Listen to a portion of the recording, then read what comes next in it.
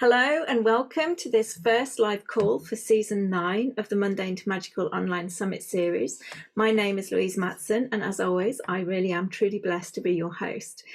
Today, I'm really excited to welcome back to the show a very much loved returning speaker, the wonderful Peter Tong. As many of you may know, Peter is an absolute fountain of knowledge and wisdom regarding the gene keys and how they're affecting us on both a personal and individual level as well as part of the collective. And what I really love about Peter's approach is that he manages to share this extremely high vibrational esoteric wisdom initially channeled through Richard Rudd in a really grounded and easy to understand way.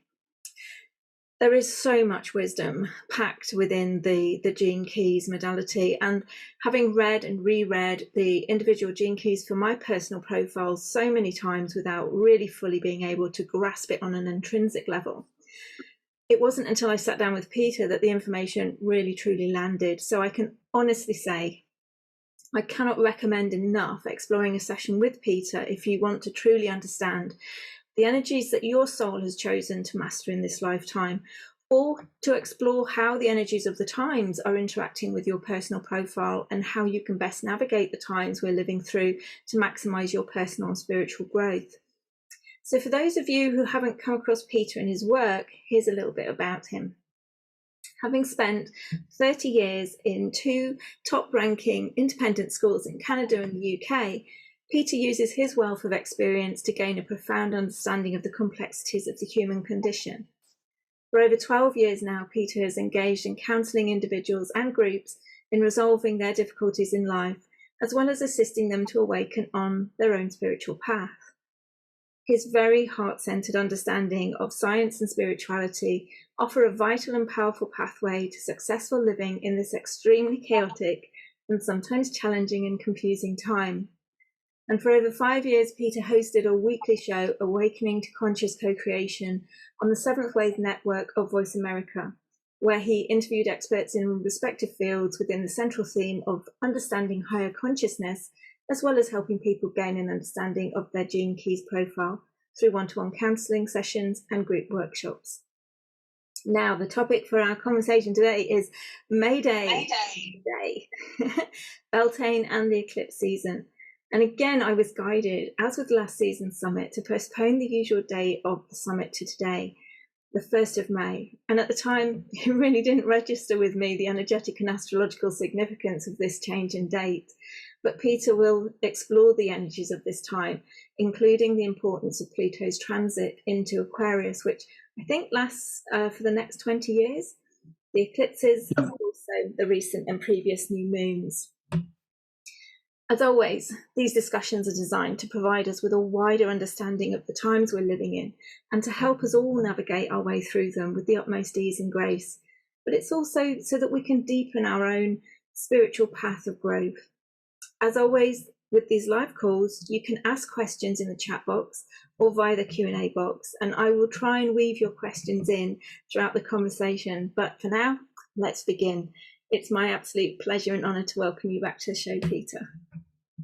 Thanks, Louise. That's a great introduction, and happy Beltane, 1st of May. Just this new energy of fertility in the land as the land warms up in the northern hemisphere, and we can see spring leading hopefully towards summer. We have a nice sunny day here on the west coast of Canada, and it just feels as if we are moving into this new energy. Mm. And one of the things, Louise, that happens in my world is synchronicities happen at the last minute. Mm. And so I'm shifting the way we were going to do this a little bit because I got a message just literally 2 hours ago that there was a global activation meditation beginning right now as we started this summit. And when I read the information about it, the synchronicities in it was so clear that I thought, well, we have to join in with that global activation. And I'll tell you why. If you could just put up the profile for today just for a moment. So this profile is the gene key profile that you would see. And the good news is you can find the profile for any day of any year that you wish to. Most people would use it to find their profile for their birth date. but you'll see, according to this particular profile, that I've chosen it for right now, May the 1st, 2023, 10 o'clock Pacific time in Victoria, British Columbia, where I live. And so this is the profile we're going to work with later on to understand the way the gene key profile system works. But I just want to draw your attention now, just for a moment, to the evolution, which is the 44.4, and on the right-hand side. So the reason I'm doing this is in the message that I got about this global activation, there were two things that immediately stood out to synchronistically guide us to include this in our summit. The first was that May the 1st is the Ascension Day of Saint Germain. Saint Germain is the overseer of the violet flames of transmutation. And in that activation, global meditation, the woman who is leading it talked about working with the violet flames of transmutation in this global activation. So there's the first note for me to note. Second note was obviously the timing, 10 o'clock today, as we started the summit. Then the third one is the 44.4, because in that message, she spoke about the desire to have 144,000 people in this global activation. And the 44th gene key in the evolution there on the profile, in that Richard talks about this wonderful word synarchy. Synarchy is where you have a crystal clear energy flow between you and everybody else that you know. And he talks about the 144,000 in that gene key, because there are 144,000 fractal lines that cover all of humanity. And what he says is that this is the gene key that guarantees our successful move into the fifth dimensional energies, because no one can stop us doing our inner work. And it is only the fear that is being put out in the world that prevents us from doing that. So the most important thing I can say today for all of us is do your inner work and don't let anything or anyone stop you, because this is the answer to it all. And there will be a tipping point and everything will shift. And so the second piece to connect into this energetically is the fact that Oracle Girl, who is someone that I truly trust and follow, she does an April immersion. And this April, she has spent the whole time in the UK connecting to the old energy ley line grids and vortexes of the old Celtic Druidic pagan world. So she started down in the southwest of England. She was on the Michael Mary line, which we all know is a key ley line grid in the old country. Then she went to Roslin Chapel in Scotland, Mount Schiehallion, which is a beautiful sacred mountain called the Fairy Hill of the Caledonians. It's the fairies of the Celtic Druids of Scotland. Then she went to Wales, to some of the dolmens and standing stone circles, and to Ireland. So she's been connecting into the ley line grids of the old traditional UK. So while this was happening, we decided to go to one of the islands just off Vancouver Island, because we have discovered that this island is a sacred geometrical structure itself, made up of hexagonal and pentagonal structures connected to the actual underground energies of that island. And it connects into, but through ley lines, to some of the most powerful sacred sites on the planet, including Machu Picchu, Mount Kailash in the Himalayas, Uluru in Australia, Ayers Rock, and the Ganges and Indus rivers in India. So we went there for 3 days to connect into these points on that island to, again, open up all these ley line grids. So one of the most important things we can do in the world today is to connect wherever we are in the world to our own ley line grids and vortexes, because they're being upgraded into fifth dimensional frequency. So what I'd like to do, if it's okay with you, Louise, is just to lead the people on this call into that galactic activation that's taking place, just for a few minutes to tune in, so we can actually work with these galactic energies to anchor them into our fifth dimensional energy grids on the planet. And just imagine every person involved in this call, including our summit, are standing on a particular location on the planet where we're going to download this energy into the earth below our feet, because Mother Earth is ultimately going to make the shift of the ages. And so this is the Schumann resonance, which she resonates at, which has been peaking up to extraordinary high levels, because this frequency is taking us to a new level of existence. And at the same time, there are all these solar ejections coming out of the sun. So we are being compressed to become our own diamond light. But it can be really challenging at times as well, as you well know, because we are actually changing internally. Our DNA is being activated and our whole system is shifting into becoming light beings. And our physical body can not necessarily cope with that very easily. So this is a wonderful opportunity for us to come into alignment and into attunement on the planetary scale in this very short little visualization. Yeah, beautiful. So I just ask everybody to join if you can. If you're driving, please don't. If you can pull over, that would be wonderful. But we're going to go into a little closed eye meditation to connect into this global activation. And it will just be a few minutes and it will be very powerful and very positive. So just gently close your eyes and just relax. And bring your conscious awareness down into your heart center, just breathing gently and deeply through your heart center. And let us set the intention then that we will connect into this global activation meditation, which has just begun. During the beginning of our summit, they also began that meditation.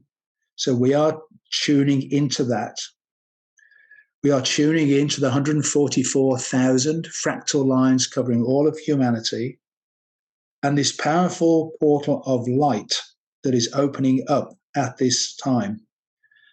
So now just imagine that this portal of light is opening up, coming through the galactic center, and it's pouring a pillar of luminous light down into the earth, coming into you through your crown chakra.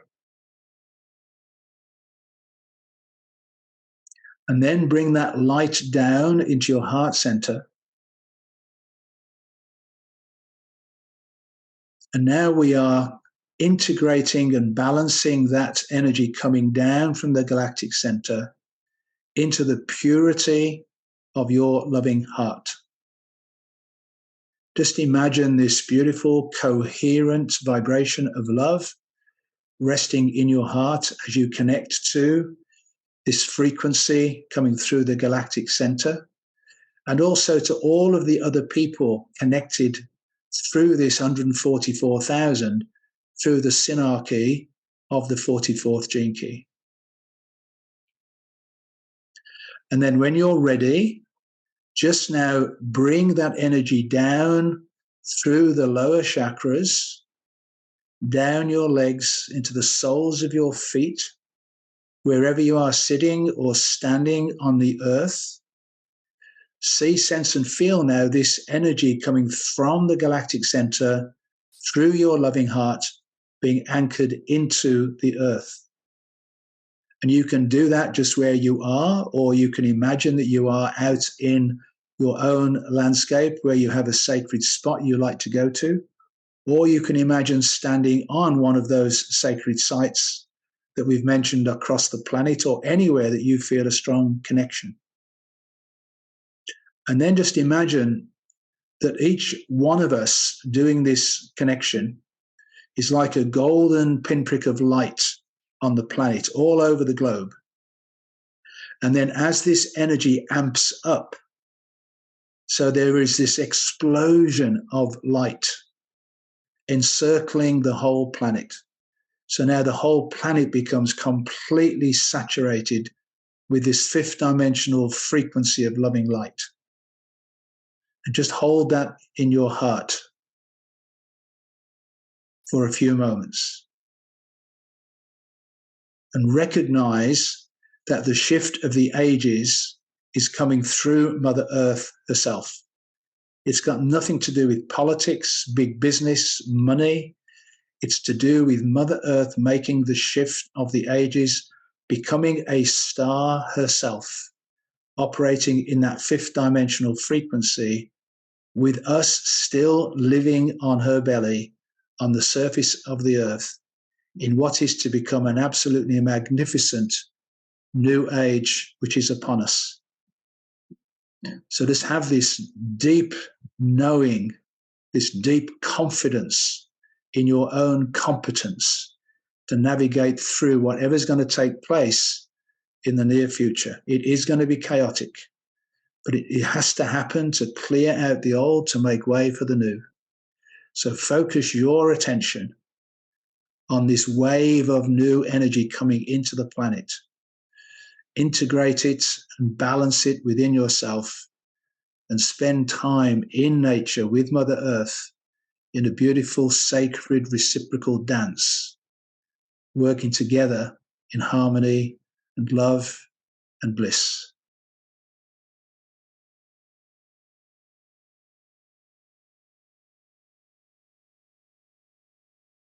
So now just take a few more gentle breaths in your heart center, just becoming aware of your physical body and the space around you. And when you feel ready, just gently open your eyes.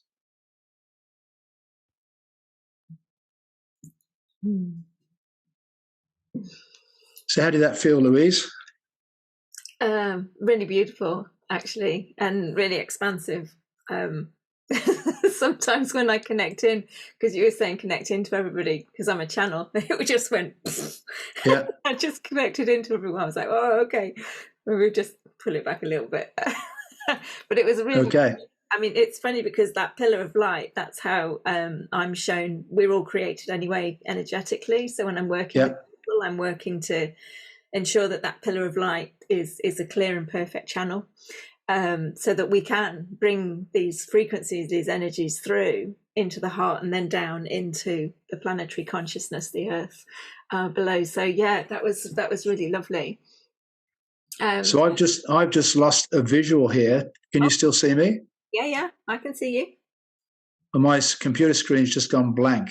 Oh, okay. So, you know, what does happen in these very powerful electronic moments is that our electronic systems can't handle the energy. So as you were talking just then, my screen went completely blank. So I can't see a thing. But you can see you. But you can still see me and hear me? Yeah, absolutely. Okay.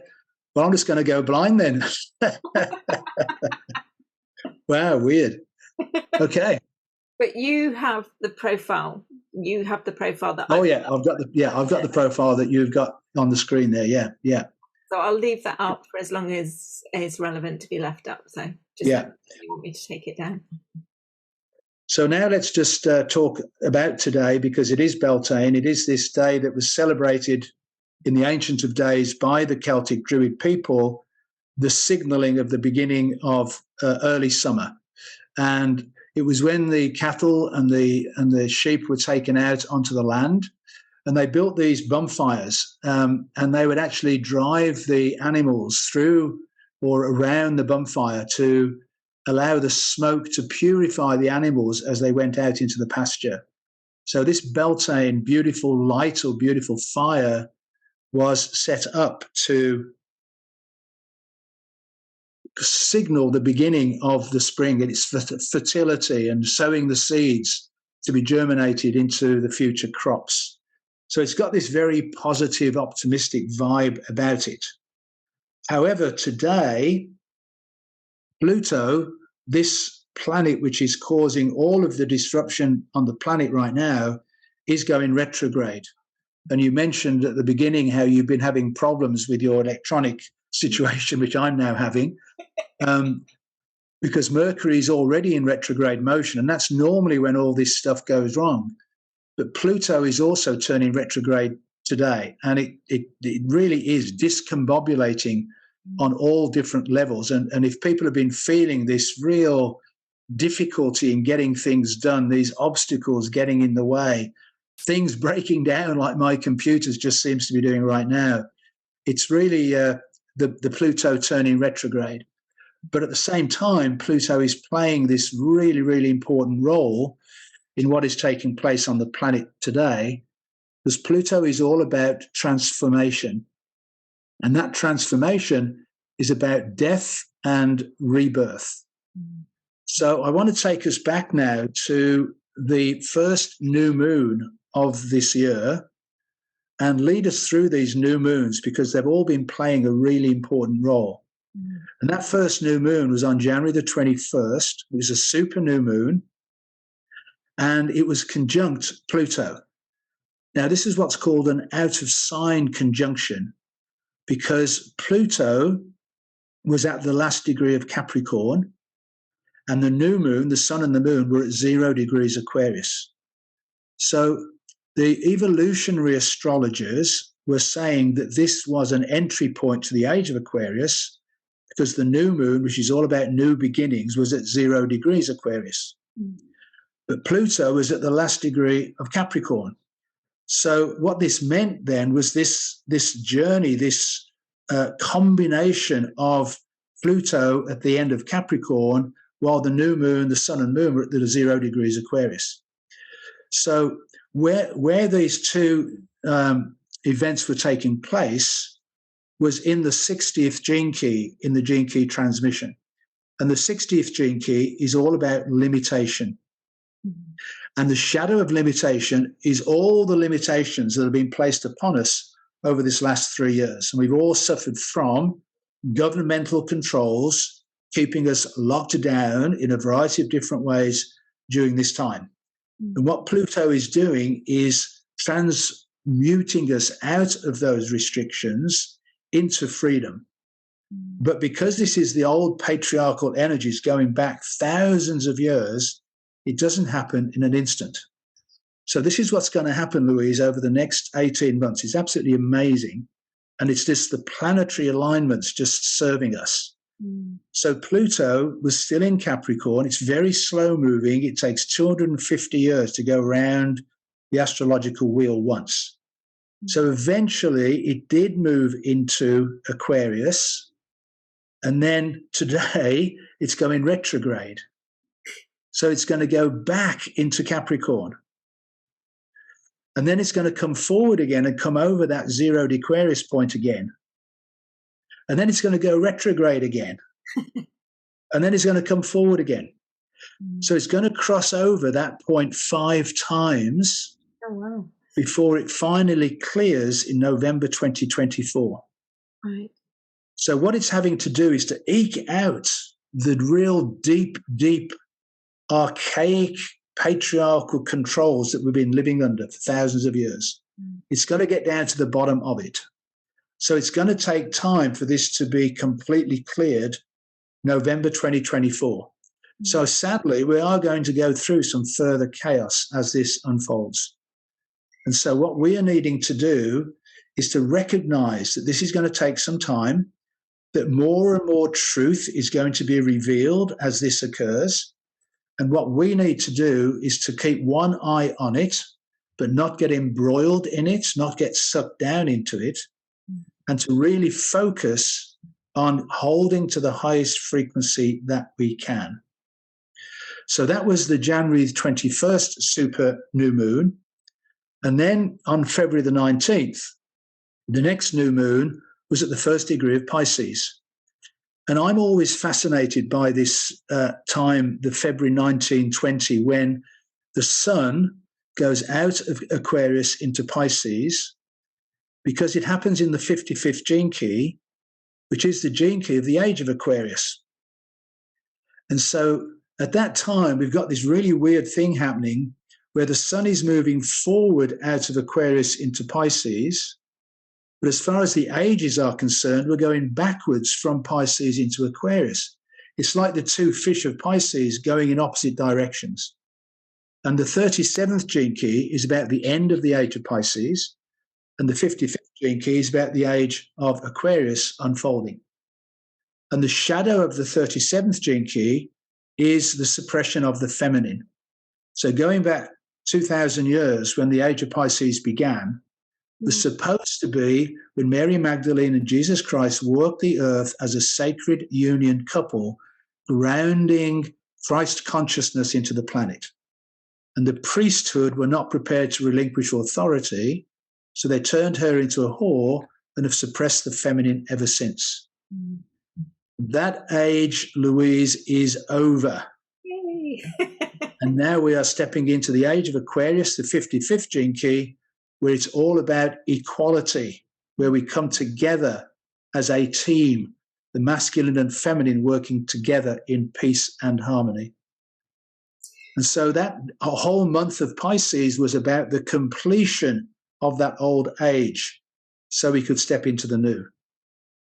So now then we come to the spring equinox, March 2021, where again the new moon was at the 1st degree of Aries. Yeah. And the spring equinox is again this seeding of the new energies coming in. It's actually the 25th gene key, which takes us from the shadow of constriction, not receiving the love that we need, through a total acceptance process into universal love. And it's the universal love of everything and everybody, all the animals, all the birds, Mother Earth herself, and humanity. And at that moment, Pluto was now at 29 degrees 58 minutes of Capricorn. It couldn't be any later. It was just about to step into Aquarius for the first time. And so now we move into what's now taking place with Pluto, which is it is in a square alignment with the moon's nodes. So the eclipses occur when the nodes of the moon are aligned with the new moons and the full moons. So the nodes of the moon are currently in the Scorpio-Taurus axis. And on that new moon, at the turning point from Aries into Taurus, was when the total solar eclipse took place. Now, this took place at 29 degrees 50 minutes of Aries. So this was the second new moon in Aries in that month. Very, very rare and unusual situation. It's called a black moon when you have two new moons in the same sign, and it was a total solar eclipse. So this is like as black as it gets. And that blackness is the void. And the void is where all of creation takes place. So instead of dropping into fear of being in that black hole, we step into it and realize this is where we come out with our creation, taking us into the future. And so on that date, these nodes of the moon being square with Pluto, the south node was in Scorpio, the north node in Taurus, and that's still happening today. So the south node in Scorpio is saying to us, we need to draw out of us all the aspects of us that have been hidden, that are preventing us from stepping into our true divine self, which means, Louise, we've got to shed all the old snake skins and our old identity. That can be a scary place. And that's what's happening to all of us. We are being forced, if we're not doing it intentionally, to let go of everything from the past. We're making a completely fresh start. Then the north node in Taurus is the future destiny of humanity. And Taurus is about setting a solid foundation. So it was following that total solar eclipse. If you imagine the moon completely blocked out the sun. The sun was not seen. It wasn't visible everywhere, but in Australia, the sun was completely blocked out by the moon. So this is like a reset moment. So when the sun comes back from behind the moon, it's coming back in a higher expression of itself. It's like an upgrading of the sun and therefore an upgrading of us. So long as we don't drop into fear on that total solar eclipse. Because one of the fears historically was that the sun had gone. It wasn't coming back when a total solar eclipse happened. But now we know it's always going to come back. And when it does, it comes back in this higher expression of itself. So that was taking place then on April 1920, and that was when we went to do our own ceremonial connection on that island to connect to all these ley line grids and do sacred ceremony on the land, tuning into what Oracle Girl was doing in the UK. Because what we are doing is raising the frequency of the land itself. Yeah. And we're doing so through, and this might be a surprise for people, our dragon selves.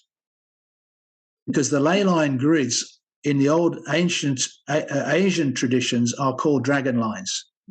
And the dragon lines are the dragon energies which we all carry within ourselves. So part of this journey now is to reactivate our earth dragon to connect us deeply with the activation ley line grids occurring on the planet. And it's a fiery red dragon that we are wanting to connect with. And so just to finish that story, let's now go to the next new moon, which now is going to be right at the end of Taurus on May 19th, the 28 degrees, 25 minutes of Taurus. But on that new moon, Pluto's back, because Pluto is going to be still at 0 degrees Aquarius, going back into Capricorn. And it's going to be an exact opposition to Mars, which is going to be at the last degree of Cancer. Exact, precise opposition. So Mars is going to be activating Pluto. Now, this is really fascinating because Pluto takes, as I said earlier, 250 years to go around the profile once. So when you go back 250 years, you land back into the American Revolution, the French Revolution, and the Declaration of Independence signed by Thomas Jefferson. That was when Pluto was last in this same position at the last degree of Capricorn, which it's now going back to on that May 19th. So that May 19th, I think, becomes a really, really important date because what it's saying is, Pluto is saying, is America free yet? Is France free yet? Yeah. And of course, the answer is no. So there's got to be a death and a rebirth to free us up. And I don't know if you saw this, Louise, but a couple of weeks ago in France, when Macron was trying to raise the retirement age a couple of years, there were significant riots. Yeah. And one of the things that I noticed was some of the people of Paris broke into the BlackRock office in Paris. Yeah. BlackRock represents the global elite financial system. Mm-hmm. And they let off all these red solar flares inside the office. And it reminded me of the storming of the Bastille when the French Revolution took place 250 years ago. So we are returning back to this energy where the people in Aquarius are stepping up against the global elite in Capricorn. Mm. So this is where this energy is now bubbling up, and it's why there's so much chaos, because the old energy is trying to hold on to control and power, and now the people are saying, no, we're not taking that anymore. And there are several strikes taking place. I know there was a bus strike in England, there was a train strike in Germany, and in Canada, we've just had a strike by all the people who deal with our taxes. And so I'm not sure, because today is our tax deadline. I've no idea what's going to happen there because they've been on strike. Oh, wow, okay. So this is what's happening. The people are saying no more. We're not taking this anymore. We're going to take control of what's going on in the world. But it's going to take another 18 months to resolve all of this. I know sorry, go on. No, you carry on. I know people want it now, and we always say, oh, come on, let's get it done already. But actually, when we consider what we're actually talking about, this is the complete, as you say, kind of like death, destruction of the old patriarchal systems, which are embedded into everything that we know. That's right. Rebirth into a new, balanced, unified, divine, masculine, feminine unification moving forward. So, for that to happen like that, I think would be too much for our human systems to deal with, which is why it, in effect, it does have to take a period of time. So, But I do Absolutely. think we can see things happening if we have the eyes to see. We can see those elements of destruction, and it's just allowing, from my perspective, to be guided as to what you're aligned to in terms of what you work with, what you connect with directly, and how you navigate that. But I really appreciate that, you said about November 2024, because it kind of, the human aspect of us needs some kind of framework to kind of place things into. So I really appreciate that kind of time frame, as in, the human aspect likes linear time and dates and things like that. So I think the other thing is to pay attention to, and I've been doing this myself, is where we still have any attachment to that old system. Because it constantly, as you correctly said, it's so deeply embedded in us that these little triggers show up to show us, oh, I'm still believing in that old system. I'm still connected in some way to that belief system, which is now dissolving away. So part of this journey is for us to do some self-awareness, some self-evaluation of where am I still hanging on to that old energy, because I've got to let it go. Absolutely. And this is where we've got to set ourselves free. And now, instead of focusing on the destruction of the old, we now want to say, okay, what is it that I actually want for myself in the future? Absolutely. What is it that I want my future world to be? Because we tend not to have focused on that specifically for me personally in what I want that new earth to be, without any restrictions or limitations whatsoever. Because that 60th gene key, the Pluto is going to be in that 60th gene key the whole time. It's not going to leave the 60th gene key. And the city is justice. So justice will be served. So how do you want that justice to be served in your own personal life as well as on the collective? And for me, it's about simplifying. Yeah. It's about leading a really simple life, connected to Mother Earth and connecting into all of the soul tribe people that are on the same journey, the same path, where we have this crystal clear energy flow of that 44th gene key. I must admit, actually, I had the realization about a week or so ago that the eclipse, I think it was the full moon eclipse in June last year, was a week prior to me doing a pilgrimage, which was basically, I didn't realize this at the time, I was just being guided by spirit to go to different places and do different things, to activate the dragon line in the UK and to dragons down the spine of the UK, and I ended up on the south coast.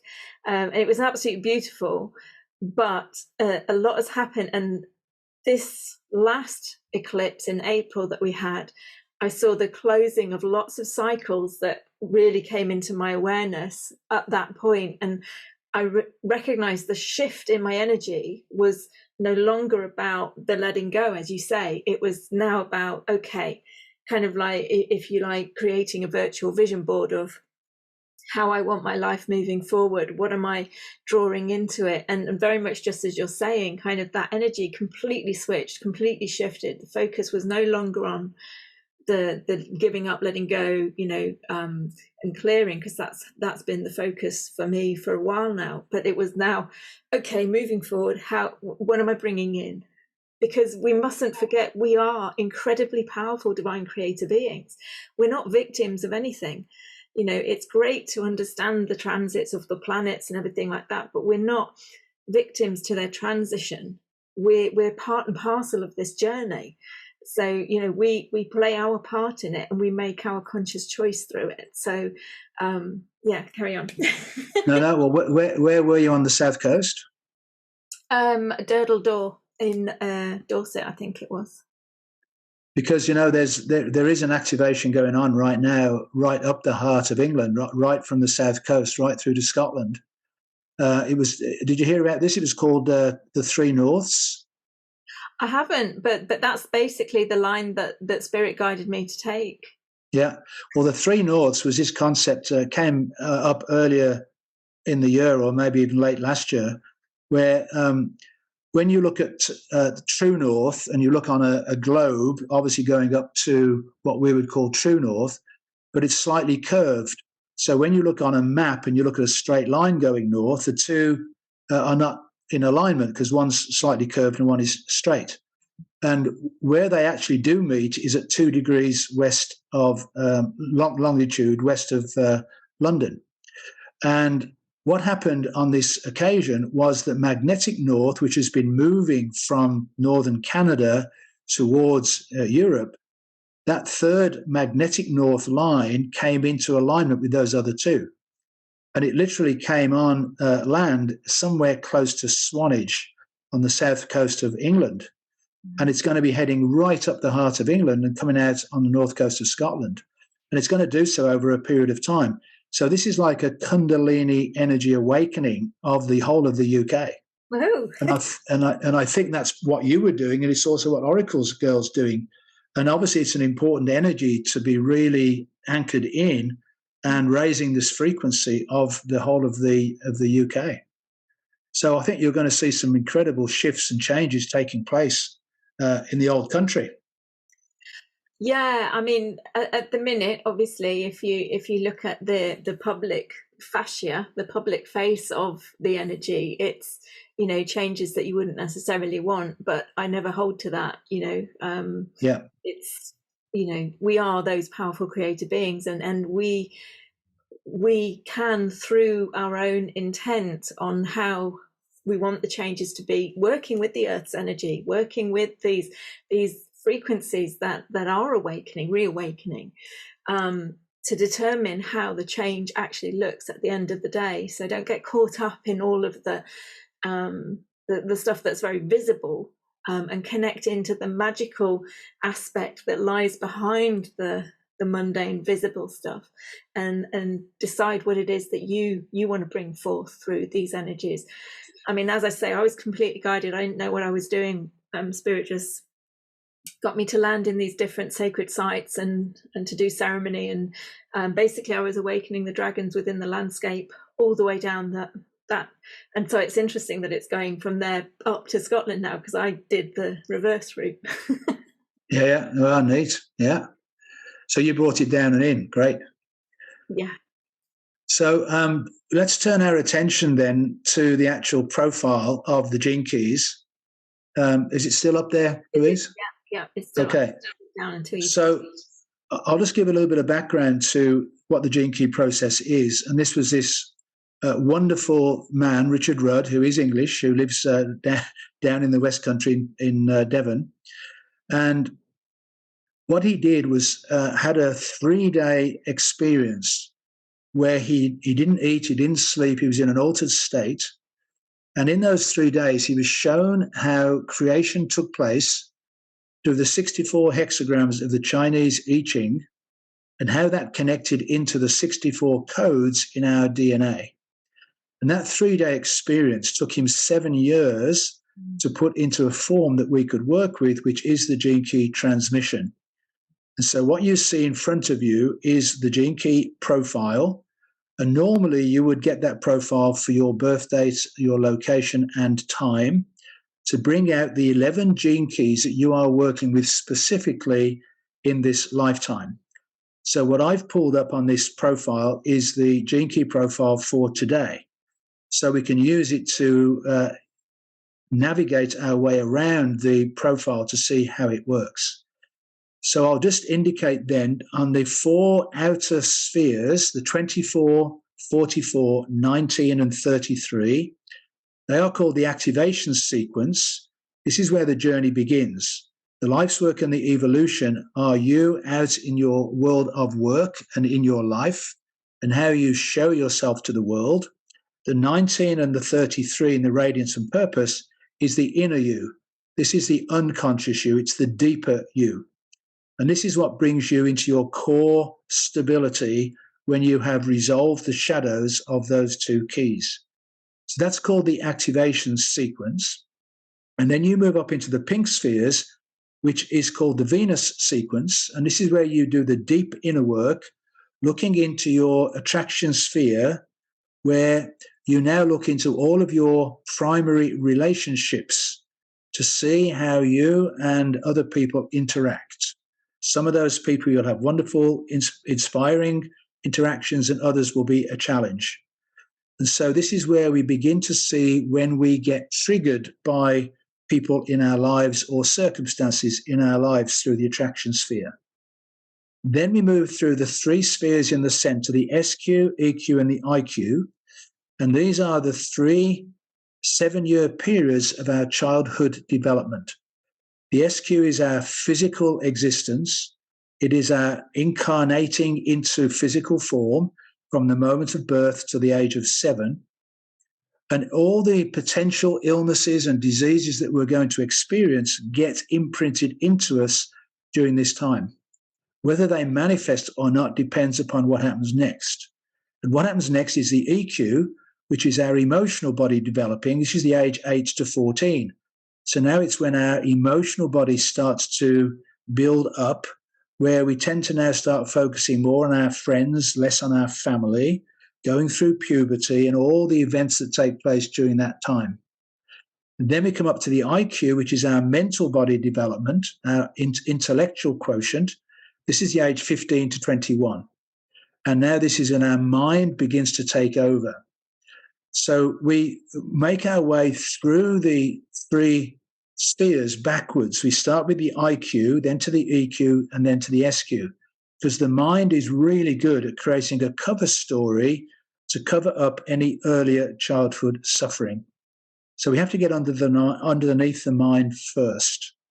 And I'll tell you, Louise, it absolutely blows my mind still how accurate this profile is when I talk to people about what's happened in their childhood and what's happened at certain times in their life. It's quite remarkable. And what it does, it takes the emotional charge out of what did take place, because you begin to realize this was in your genetic makeup right from the get-go. This was supposed to happen. And it was an opportunity for you to learn and grow spiritually as a result of the challenges that you've faced in your life. Then you go back to the core wound vocation, in this case, the 16.6. And this is the moment of your conception when your parents conceived you and imprinted into your DNA the sacred wound of the family lineage. It's not your wound, but you're carrying it on behalf of your ancestors. And because we know the line number and the gene key, we know exactly what you need to do to heal the wound of the ancestors. It's the most powerful and supportive thing you can do on behalf of your family lineage. That then shifts from the Venus sequence into the Pearl sequence, which are the 4 spheres at the top of the profile. And having done all this deep inner work, this is now how you bring this out into the world and how you're going to operate out in the world in the future. Through the vocation, the culture, the life's work now becomes the brand, and the pearl, which is your final contentment in life. So in my session, what I do is guide people through all 11 spheres in a 1-hour session, revealing things that need to be seen, things that need to be dealt with, and showing people how they can shine their brightest light out in the world. So it's a beautiful process that in 1 hour, you can be given 9 months of work to do on yourself. So let me just use an example at the very top of the profile of the 24.4, because that is the gene key that's being illuminated today. The 24 is the gene key, and the 0.4 is the line of the hexagram that we are functioning on today. So the line 4 corresponds to the heart chakra. So what this means then today, what we are all doing is coming together in community for the greater good. And what we're hoping is our hearts are open in a kind and loving way.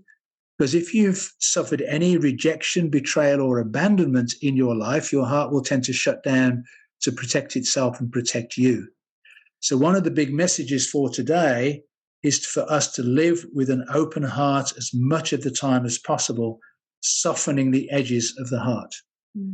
Now, the 24th gene key is one of those gene keys that impacts all of us, and it's obviously the gene key of the day today, and you'll see the shadow word is addiction. So this is an addiction to repetitive patterns that we have been conditioned into throughout our lives. And if you imagine being on the hamster wheel of life, and there are you, the hamster, going round and round and round and round on this wheel of constantly repeating the same patterns over and over again. So then you decide it's time to get off the hamster wheel. So you get off the hamster wheel and you go into the stillness and the silence, and it's very uncomfortable because inside of us we still have unresolved shadow. So we either turn to alcohol or drugs or food or something to bring some comfort, some numbing down from those feelings of discomfort, or we jump back on the hamster wheel of life and get going again so we don't have to deal with it. So you can see how this gene key is really universal in saying to us, we need to step off that wheel, we need to go into the stillness and the silence and just be, and allow ourselves to resolve the discomfort that resides within us. And then we're being asked to reinvent ourselves, to break the old habits so that we don't repeat those habits, which then create our future life, which is a bit silly. So it's a very, very powerful gene key for us to be dealing with today, for all of us to say, right, this is the time now where I really need to pay attention to those old habits that are keeping me trapped in these lower frequencies. I'm just going to quickly go from there, actually, to the partial lunar eclipse, which is happening on Friday, because this is now taking place still in that Scorpio-Taurus axis. So we're still clearing out the old, we're still building the new, but by Friday, the gene keys will have gone from the 24 and the 44 into the 1 and the 2. So the south node will be on the first gene key, the north node will be on the second gene key. And the first and second gene key are two of the foundational pillars of the whole transmission. The first gene key is the most masculine of all gene keys, and the second gene key is the most feminine. So what we are being asked to do is to integrate into ourselves the balance between the second and first gene keys, following our intuitive guidance, our receptivity through the second gene key, and then allowing our masculine first gene key to carry it out in the world through a free-flowing creative expression. So looking towards Friday, what we're being called to do is spend this week getting really clear on what I need to shed. What are the old paradigms, the old patterns, the old addictions, letting them all go, setting myself free to listen deeply to my intuitive self. And one of the things that's up in the field right now is this whole energy around twin flames. And Richard Rudd talks about in the 55th gene key, the age of Aquarius, twin flame couples coming together. And to give people encouragement, Louise, I've already had a number of sessions where it's already happened. And it's very, very powerful, because when you come together with your twin flame, you've come together because you have something to do in this lifetime that you couldn't do on your own. But it's very intense. And what is happening is either it works beautifully and perfectly, or if one of the people has not done their inner work, they get triggered and dissolve away. And then someone else comes in. But what I want to encourage people to do is to become their own twin flame within, so that they marry themselves with that integration of the feminine principle, which is now returning full on, following that guidance, that intuition, that receptivity, and connecting into the male energy of this fresh creative expression. The first gene key city is beauty, and the second gene key city is unity. So through this rich creative expression, we bring everything into unity consciousness, the great divine mother embracing us all in this frequency of love. So that's what's coming up on Friday in that partial lunar eclipse. So we've got this wonderful opportunity this week to really take a deep dive into ourselves and get really honest with ourselves to bring all of this out as the truth.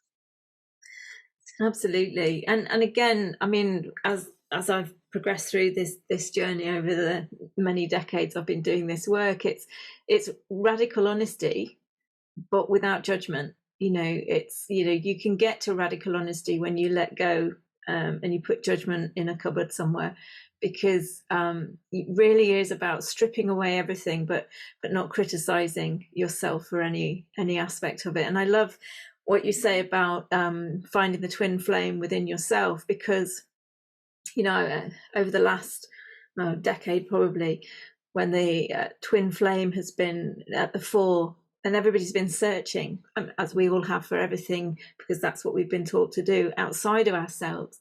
And I love the fact that it's like, no, come, go within, find it within, unify within, and then actually it will reveal itself in the external reality, because the external reality is a mirror to the internal landscape. And so all of the work begins and ends with us. It's not out there. There's nothing out there that we need. There's nothing out there that really we need to do. It's all internal. But the joy of being in the physical existence is that it's interactive. So, yeah. So Louise, this is weird, because what you just said is exactly right, and my screen came back on. So this is the magic that we're in, right? This is the magic of this world, and that's why we want to focus on it and not focus on the dark side. Yeah. But this magnificent stuff just happened. I didn't do anything, and it came back. So what you've just said is profoundly important for people to hear. There's a strong confirmation of what you just said is right on, because we don't go looking for it. We go inside, and then it will inevitably show itself to us. Fantastic. Well done, you. It's not me. I'm a channel. Well, I just want to look at the SQ for a moment, because what you've just talked about, the SQ 37.2, right in the center, the second line is denial. So this is where we've got to get underneath denial and get into that radical honesty that you spoke of. I want to focus on a couple of other gene keys, but before I do, I just want to make this comment that's what's really becoming evident to me is there is this mass awakening taking place on the planet. And people are having experiences without any knowing of what's happening to them, but they're actually having these bliss moments, these joyous moments, and they don't know what it is. So what I want to encourage all of the people on this call to do is to be available to those people who are starting to wake up. And I'm finding it's the group of what we call millennials, in particular, the sort of 25 to 45-year-olds. And suddenly stuff is happening to them, and they're realizing that this mundane job that they've got into isn't it. And it's the magic that they're now seeking in the world, which is your title for the show. So, and I had it yesterday. I met with someone yesterday. It was our alumni weekend at my old school, because I was a school principal. This was the 20-year reunion, and I didn't go to it, but a couple of people connected with me because they're going through this awakening. And they don't know what's hitting them, except it's wonderful. So I can just sit with them and explain what's happening and why, and then everything then becomes really clear. It's just great. Absolutely. And I do think it's kind of, like first wavers, second wavers and all of that. It's like we all have, our purpose is to be the all that we are, is to unify. That's everybody's purpose. But our missions are slightly different. And all of the people who are on these calls or have been doing the work, our mission is to be there for those people who are coming up behind us. Exactly. Exactly. Yeah. Grandmothers, or from a shamanic perspective, it's the circles that are behind us that are coming after our wake. We're here to support them. We're here to answer their questions, to see within them the journey that they might not appreciate that they're on, and to be there to assist in whatever way we can. So it doesn't mean that everybody has to stand on a pulpit and speak. And it can be that, around the dinner table, around the pub, whatever it is that you're interacting and guiding and assisting in whatever way people need, because everybody's needs are different. But yeah, that's beautiful. And giving people permission to be their unique selves, that's the key. Yeah. That no one has to follow any particular course. They need to follow their own knowing, their own inner truth. I just want to mention two of the gene keys that are showing up on today's profile, because they're very important features of the new Earth. The 19th gene key on the left-hand side contains within it the gift of what Richard calls sensitivity, but the real word is synesthesia. And synesthesia is when your senses cross over each other. So the most gifted student I had when I was the school principal, she heard the flowers opening. She tastes colour. And it's really hard for people to express this synesthesia because they just have it. And it's really hard to explain how it works. And it's very different for different people. But as we become more awakened and more open, we are likely to start having these experiences beyond the old traditional senses. So again, not discounting those awarenesses, these feelings, and they arise to help us help others. So we get an insight through your own knowing or an intuition guidance that shows up. Sometimes it's just purely through synchronistic connection. And the other one I just want to mention is the 17, which is the gift of farsightedness. And so these are the people that have the ability to see what's coming in the future. And it comes through lucid dreaming. It comes through an intuitive knowing. And it also comes through pattern recognition, that they can see how a pattern is inevitably going to work out. So again, a lot of people deny that truth of that they let their left brain mind discount the intuitive knowing. So again, I just really encourage people, if you have any farsightedness, to trust it and believe it's true, because the more you trust it, the more it will happen. And the city is omniscience, which means that in the now moment, you are all knowing. You just know. And it's a beautiful place to be. Absolutely. The final step on this profile today, the Pearl, the 3.1, the line 1, you'll see there it says simplicity. We're being asked to keep our lives simple, focus on the essential. Richard talks about having our practical needs met, what we find beautiful and what we find inspiring. And amazingly, the third gene key is the space between the old world dying and the new world beginning. It is that void space that took place on that last new moon eclipse. So this is saying to us, let the old world go, let it dismantle and dissolve away. Now let's create the new earth. And there is no book, there's no manual.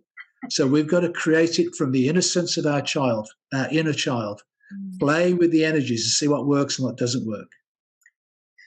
Absolutely, absolutely. And I really feel that I've been experiencing that void space. I mean, I've experienced it a number of times over the last few years, but with my personal illness process that I've been working through, you know, I've been in a space where I couldn't do anymore. I just had to be, because physically my body was like, nah. Yeah, exactly. Yeah. And it, you know, we have a lot of fear around the void. We have a lot of fear around that because of the teachings that we've had embedded within us. But again, it's just letting go of that which we've been told and that which we've picked up through our experiences and our interactions with other people, and to kind of really kind of surrender to the process and what it means for you, because I've now turned my whole appreciation of the void space around. And yeah, it's coming back into that simplicity, making everything really simple. In this now moment, what would bring me joy? In this now moment, what does love look like? You know, and exactly all of the trimmings of the should, have to, must, you know, and all the things that seemed important previously just fall away, and trusting that your needs will be met. And I just want to come to Caroline is put a question in the Q&A, is asking quite specifically about the crashing of the patriarchal systems, and as I say, they're embedded in everything that we know.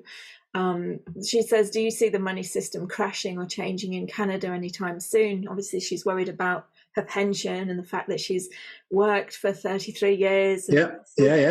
Pension. Yeah.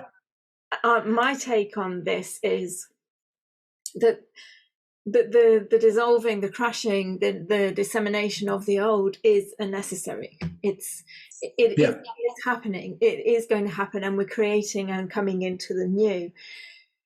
I have always trusted that my needs will be met. It may not exactly exactly the same as the system that we've been paying into, buying into, whatever. But my needs will be met. Spirit has our back. Our universal self has our back. Again, we are the powerful creator beings. So, letting go of the fear and just kind of stepping into not blind faith, I suppose, but just that trust in yourself and the universal self, the unified self, that whatever it gets to look like, your needs will be met, and not just from a surviving mechanism, but from a thriving, able to actually live for once and not just exist. But what's your take, Peter? Well, I think if there is going to be a crash, it will probably be very close to that May 19th new moon, because that's when that Pluto-Mars opposition is very, very close, and it's right on that Pluto return of America. So there could well be a financial crash taking place at that time.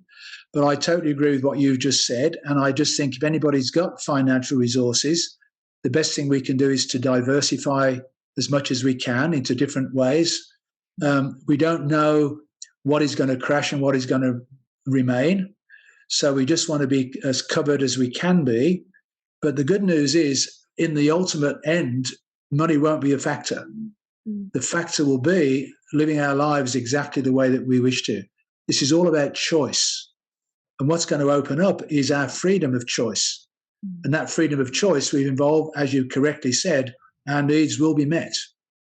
So it is important to be sensible and practical, but also trust that whatever does happen is ultimately going to give us what we need in the future in this higher consciousness. The trap is falling down into that fear of what's going to happen to my money and all the stuff that I've worked for my life, and not let that pull you down into a lower frequency. It's a challenge for everybody on the planet because we just do not know. Yeah, absolutely. But I truly believe that, we're not doing this to go into suffering. No. We're doing this to raise the frequency, to raise the vibration. And it may be that what we consider to be money and exchange doesn't look the same way. I doubt that it will. But, it comes back to it's envisioning that which, what does justice look like in the future? What in your life do you want to bring in? And it may not be that we have something that we exchange in a physical sense for things, that we may exchange our gifts and our talents and our strengths for another's, an equal exchange. Because again, what is worth? When you've got money, then you're placing worth on something, and that's a hierarchical system who says that what I can do is less value than what somebody else can do. But anyway. Well, I think the key thing is not to imprint on the future what the past was. That's the key, right? And just let it to flow naturally and easily. Yeah. Excellent. Do you want this profile still up, or are you happy for it to be taken down now? No, it can be taken down. And do we have any specific Gene Key questions? Melina Blanca has said 44.4 is her attraction. I think that might have been part of the profile. It was, yeah. Okay. So, yeah, the 44.4 was in the evolution. So she's got it in her attraction sphere. So obviously, again, today, that Gene Key is being activated, and it would be a Scorpio Gene Key. And in the attraction sphere, because it's the line 4, it's in her primary relationships. What she really wants is a kind, loving, gentle relationship field with people in her life. But if, again, she's been rejected, betrayed, or abandoned, her heart's going to want to shut down. And the 44th Gene Key shadow is interference, which makes it inevitable that with the 44th Gene Key, you are going to have some challenges with members of your bloodline family. It was imprinted into your DNA when you were conceived. So one of the keys of the 44th shadow is to clear out any interference patterns that exist between you and any other person that you know, mainly family. And it's only from your end. It doesn't matter what the other person does. I liken it to the Roto-Rooter guy and clearing out all the channels, getting rid of all the gunge. and it's just coming from your end only, and they will either respond in a really good way or they won't change, but it doesn't matter. You've done your part. Victoria Williams says that 44.4 is in their IQ. So we have quite a few people whose isn't that interesting? So the difference then would be the fourth line in the IQ is now in the mind. So this means that this person has the ability to influence people with their way of thinking. The challenge with it is being too rigid in their way of thinking. So they need to be open to listen to other people's points of view, but not necessarily believe it. But when you're in the shadow of the fourth line IQ, whenever you're feeling the need to defend your opinions or beliefs, justify yourself. We no longer need to do that. We're all on our own journey, our own unique journey. Excellent. Joy is saying, thanks for everything. In Pearl and Culture, she has 63.4, and in Vocation 62.1, and Attraction 62.6. Wow, lots of similar numbers together. So I can tell her that the biggest issue she has is to get underneath her mind. Both the 62 and the 63 are to do with trying to solve life intellectually, and it doesn't work. It can take you so far, but ultimately you have to surrender to the mystery. I'll give you my example. Recently I was driving along and I saw this cloud, which was this really intense aquamarine color. Couldn't believe it. My first reaction as a former chemistry teacher was, how can that cloud be that color? So then I slapped my wrist and I pulled over and I just looked at it in awe and wonder. And that's the shift from the 63 to the 64, the end of the logical sequential approach to the surrendering to the mystery. But the 62 includes a wonderful gift of light language. Because light language, there's nothing to understand. So it's the beautiful way of getting out of the intellect and into just allowing the energy to flow through you, because there's a coded message in light language. It's the connection between sound, light, and geometry. So again, I'd strongly urge listening to that light language on YouTube's. You don't relate to it all, but just relating to whatever feels right. Absolutely, yeah. Stephanie says that 19 is their purpose. Stephanie, do you know what line it is? 19 point something. Because that's often gives. So it'll be interesting if Stephanie knows what I'm talking about in this synesthesia. If she doesn't, she really wants to pay attention to it, because this synesthesia is the key to really deepening and understanding her role in the world and beginning to connect to that. Oh, so it's 19.1. So that line 1 is the deep, it's in the bones. It's the deepest possible place to have it. So she may not even be aware of it yet. So now we're just imagining it now just bubbling up out of the physical bone structure into her awareness, and then paying close attention to when anything strange happens. I have it, and I smell things that aren't there. So I'll smell a beautiful rose and I look around and there's no rose. So something or someone is trying to get my attention. And that's one of the ways. The other way is through understanding the profile and working with people. Yeah. Linda has asked any suggestions or a message for fully utilising the next full moon with a 62 in life work and a 61 in evolution. Again, if you know the point, the line number, it enables Peter to give a more kind of specific answer to. Yeah. So for me, with the 61, the key there is the 61 shadow is psychosis, and people often worry when they see the shadow of psychosis. But my experience is typically people with the 61 are the people who've actually known the truth all along. But the 62 tends to take them into a mentally obsessive journey of trying to understand why they see things differently. So I always say to 61, 62 people, relax. You've known the truth all along. Let it go. Don't let anybody else tell you the truth, because you know it better than they do. And so the 62, then, that light language takes you out of the mind and into this absorbing the codes. So I would suggest for her is to, first of all, relax your mind and know that you know the truth, and listen to some light language on the full moon. Tune into it. Yeah. One of the things that Spirit has said to me for a long time now is, my truth may be different to your truth, but both are equal. Yeah, exactly. One truth, as it were. And so it was really allowing yourself to drop out of the head into the heart and connect in with what your truth is. And it is that deep knowing.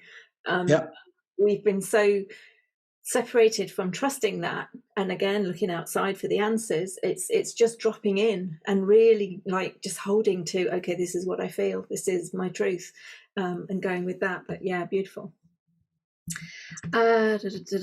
Stephanie's saying that she's I'm just reading Milena's comment, 19th Jinky. Wow, smelling pregnancies. I know, because I was just about to read. Stephanie's saying she smells pregnancies, and she was the one that you were saying has that. So it's just incredible, isn't it? How do you know that? You can't fathom it, right? You just do. It's just amazing, right? Absolutely. But it's a great example. That's what dolphins do. So there we go. You are utilizing the gift that dolphins use as well. That's beautiful. It's amazing. Okay, Victoria says, how can someone heal a 48.1 invocation? Yes, that's a great question. So when Richard is talking about the 48th gene key, he uses it to describe the age 8 to 14. And it's that time when we're going through puberty and separating from our core family grouping into our friends more. And the shadow is inadequacy. And it's the shadow of, am I going to be able to cope with what's coming next? And I don't know what it is. Now, because it's in her vocation sphere, this is her core wound. This is her family wounding. So the whole family have this fear of not knowing what's going to happen next and not knowing if they're going to be able to handle it. So the way out of that is to recognize that the gift is resourcefulness. So whatever age Victoria is at, whatever has happened in her life, she's been developing a toolbox of resources to cope.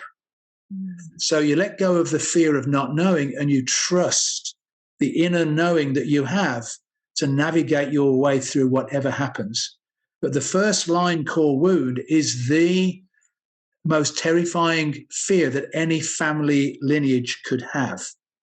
So part of that journey for her through the inadequacy is what is at the root of the fear of the family going back through history. And that's what needs to be dealt with. I'm just aware of the time, so I'll just do another couple. Yeah, fine.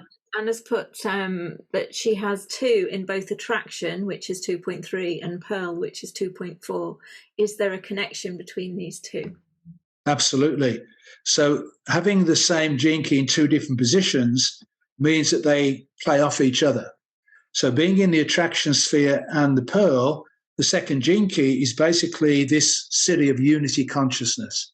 So what she wants is to have this unifying energy in her attraction sphere, so her relationship field, which then brings her final contentment in her pearl. But the shadow of the second gene key is feeling lost, not sure I'm making the right decision. And what Richard would say is you can't make a wrong decision. You're just having an alternative experience. You're taking the scenic route rather than the direct route. Yeah. But you always come to the unity in the end. So becoming whole and complete within herself and in her relationships is what she seeks. That's really lovely. I remember when I was in the Air Force, I was a navigator, and I always used to say, I'm never lost, I'm just taking another route. Oh, well, there you go. That's the second gene key right there. So I'm just going to end on this one question. We're going back to something that you spoke about, which was can you share more about the internal twin flame balance? And this is from Cindy. Yeah, that's a really, really good question. And it does relate to this eclipse on Friday, the first and second gene key.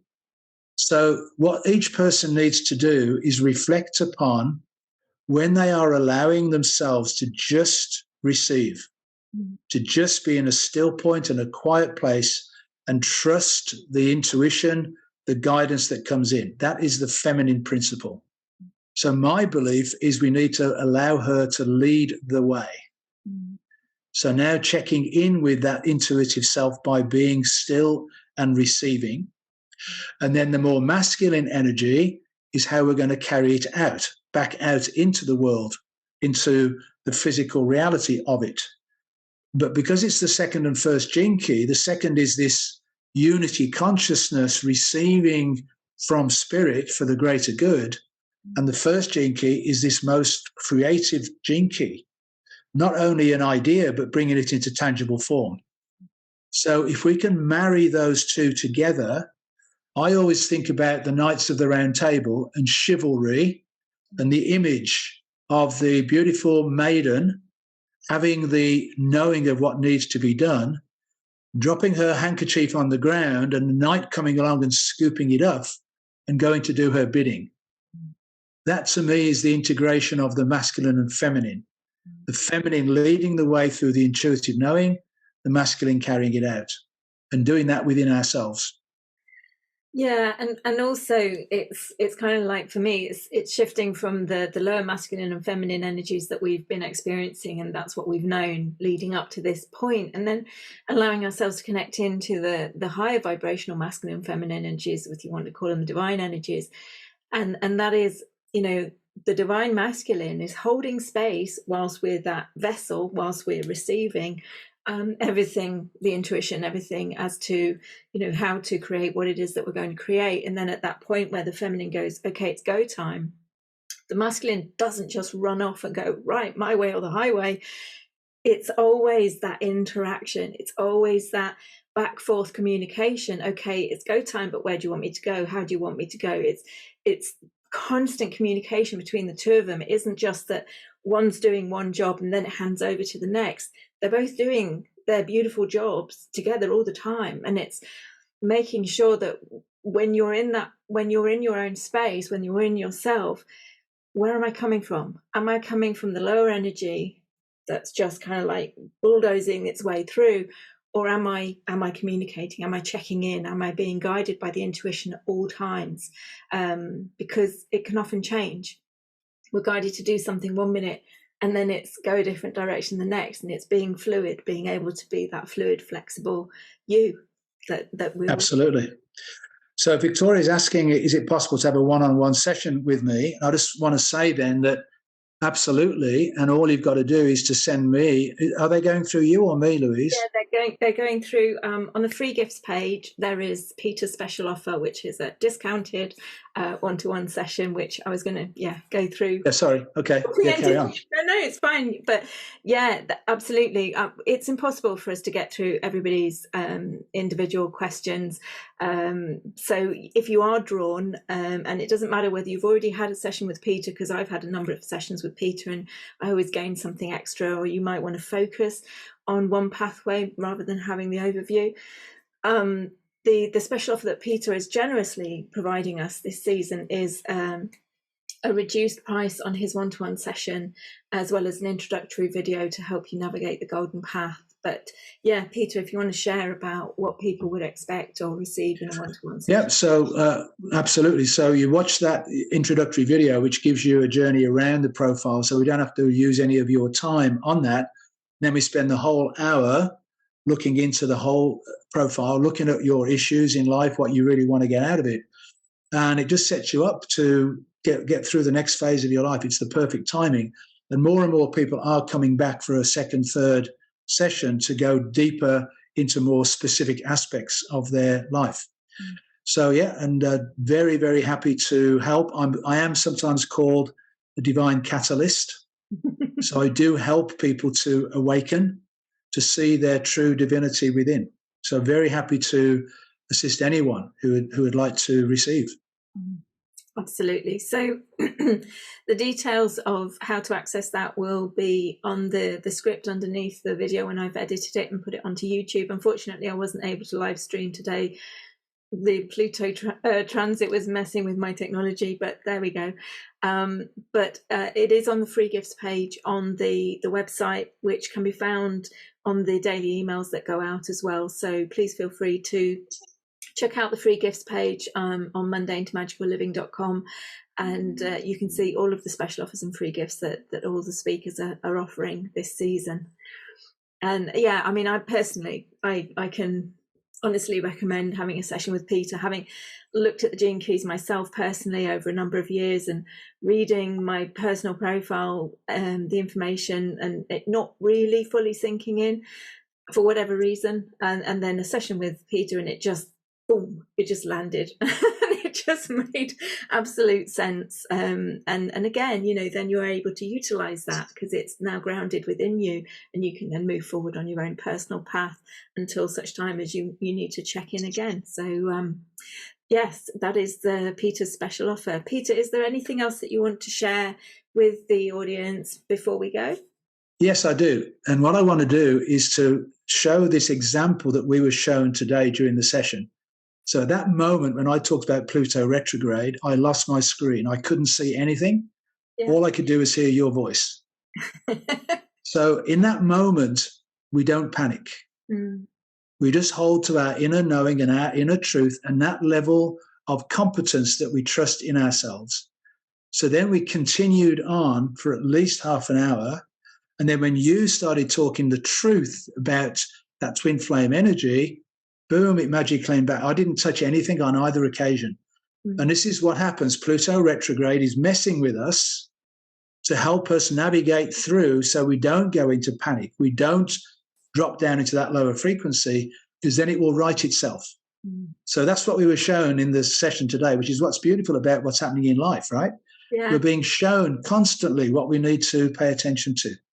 So just another little reinforcement of how this is working. Absolutely. And Louise, bless you for doing this. You do a great job, and I'm really grateful for you to include me in your summit. No, I love connecting with you, and it's always, again, the summit is always perfectly timed, and your conversation is always perfectly timed to the moment that the summit runs. So yeah, thank you for joining us each time. It's a real blessing to have you on the show, and it's really lovely for you to kick the show off because it is such a powerful week. The energies are just it's a huge week. Yeah, you've chosen well. Again, it wasn't me. I honestly go, oh, okay, you want me to do it on that day, put it in the calendar, and then it doesn't dawn on me the significance of the dates until I get there. Well, I was delighted to kick it off today. No, it's been an absolute pleasure. Thank you for joining us. And thank you to everybody who is able to join us live. I appreciate that the timings doesn't always fit in with where you are in your time zones. But for those of you who are catching the replay, the energy of the meditation at the beginning will still be the same and just as powerful, and all of the messages and guidance you will receive them in perfect timing for you. So don't fear if you can't make the live transmissions. This season is shorter because I have been going through my own physical process and my energy levels have been affected. So it is shorter this season, only 6 days. And I look forward to you all joining me on as many of the live calls as you can. Tomorrow we have Raven Many Voices, which I'm also very excited about. She's going to be bringing in the fairies and hopefully the dragons too, but we shall see. All right, everybody, I love you so much. So Louise, before you go, you are glowing now. So you've had a big energy transmission just to raise your frequencies today. Congratulations. Oh, absolutely. Yeah, no, definitely. I feel very full of light and very full Great. Wonderful. Okay, blessings. Okay, take care, everybody. Thank you so much, and go well in your worlds. Bye.